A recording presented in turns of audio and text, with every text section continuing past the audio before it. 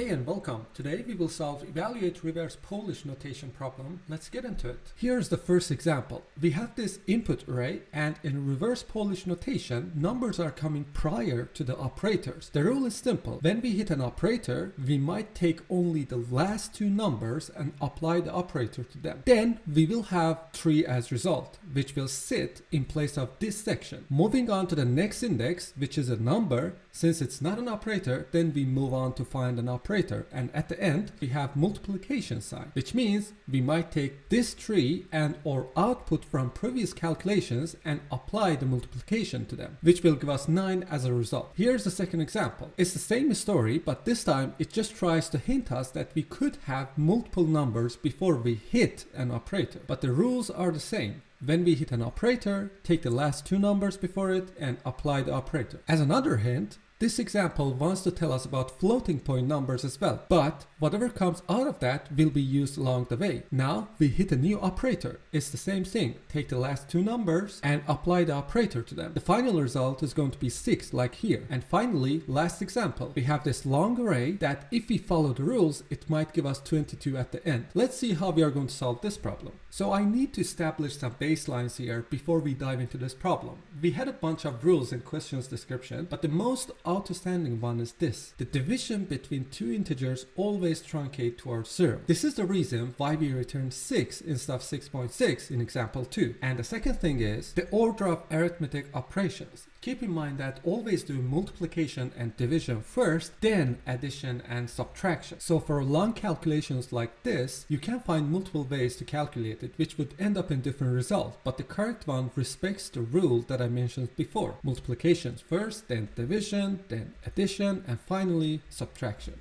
Okay, with that being clarified, the basic idea to solve this problem is, just as we discussed, follow the rule of when you hit an operator, take the last two digits and apply the operator to them. And whatever you get as a result, replace all three things that led you to that with the resulted number itself. By doing this, you will have same problem but on a smaller scale. And if you repeat this process, you will end up with only one number that is your final result. And if you translate this to the code, we will immediately start to see some drawbacks.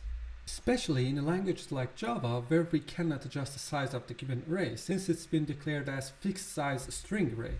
If we want to change the elements or replace the elements, probably we need a list. But in this solution, we said after calculating the result, we will replace the 3 elements that led us to that result with only the result element itself. That means we are going to reduce from lengths of 5 to 3, which is not going to be possible based on string array type of given input, since that type is not flexible. So is there a better way? Of course there is. Stack is here to help us. By the way, I have a short video about stack that you can check it out. I'll mention it in the video's description. Okay, now let's think a bit in stack way. Instead of replacing the 3 element with result, what if we had a stack in the side that we push numbers into it while iterating through the given input array? And whenever we see an operator, we immediately pull the last two numbers out of the stack because they refer to the last two integers that we just iterated and calculate the result and push it back to the stack. Now, if we continue to iterate through the array, we will have another operator, no problem. So we are going to repeat the process one more time. Get the last two elements in the stack and apply the operator to them and push the result back into the stack again. By doing this, we established a repetitive cycle that would end up us with only one value at the end, which is our final result. And that is the most optimal solution for us to go for it. Now let's jump into the code to implement this solution. Let's cook.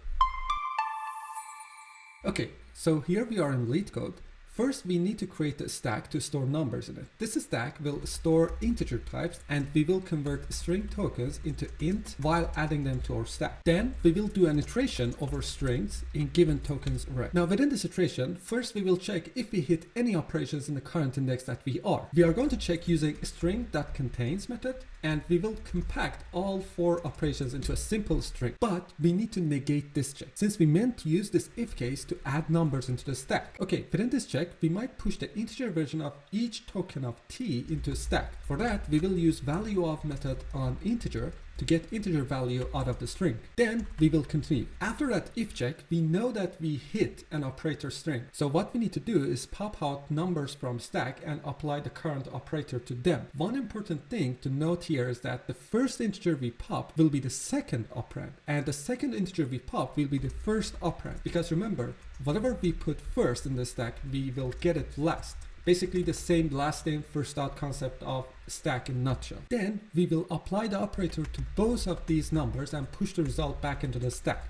For that, we will create a helper method and pass both numbers and operators to it. Okay, let's see what we need to do within this apply operation method. This method is so simple. Based on the given operation, we will apply the respective arithmetic operation for given two numbers and return the result. So for that, first we will create the method and we'll initiate the result integer as 0. Then we will use a simple switch case for operations.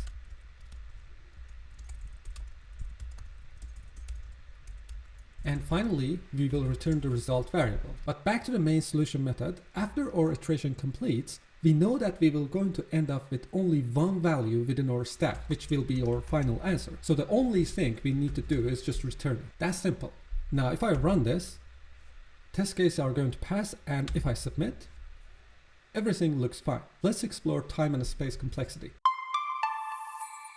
So the time complexity will be O of n because we did a linear search on the given input array, and the space complexity will be O of n as well since we used the stack. That was it for this video. Thanks for watching, and please leave a like, comment and subscribe to the channel. I will put a few more links about different playlists in the description for you to check it out. And finally, hope you enjoyed this video and stay tuned for the next one.